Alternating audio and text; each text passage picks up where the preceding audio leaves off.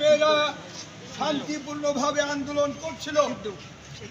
সেই আন্দোলনের এক পর্যায়ে আপনারা জানেন যে আমাদের শিক্ষার্থীদেরকে হত্যা করা হয়েছে।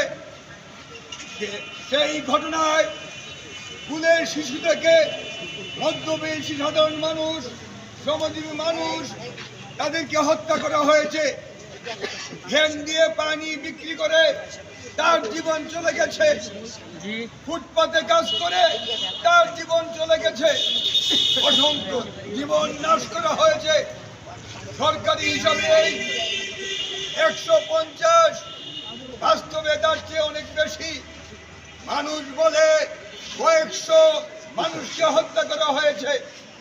আমরা খবর পেয়েছি মফিদুল ইসলাম যাদের কোনো পরিচয় পাওয়া যায় নাই, এরকম প্রায় 31 জনকে তারা দাফন করেছে। এরকম একটি প্রেক্ষাপট বাংলাদেশে চলছে।